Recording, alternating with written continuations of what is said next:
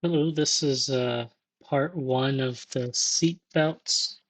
And then I also did the diff oil and then part one of the rear dampers.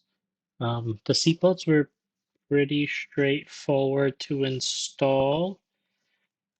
Um, it was just uh, following the manual essentially. I noticed that they came with these cardboard washers and I used those, and I think those are making the top harnesses difficult to turn after torquing to spec, which is 47 Newton meters.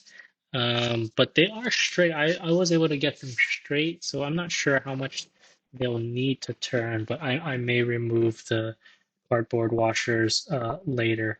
I also did the diff oil. This took me quite a long time because I had a thin tube and a funnel that didn't quite fit into the tube, so I had to sort of makeshift tape the funnel to the tube, and then I sort of dribbled the oil in slowly.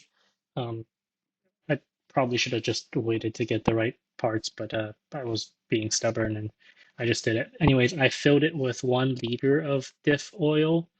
Um, the manual calls for 0.9 liters. I filled it with one, and it still sort of didn't overflow.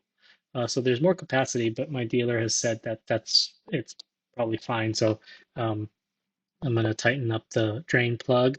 The reason I'm filling it now is because once the DeDion tube is in, it's kind of difficult to reach the diff and fill the oil.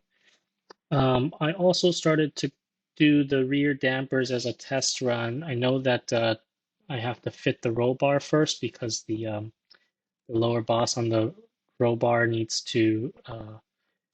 access where the rear dampers would normally go.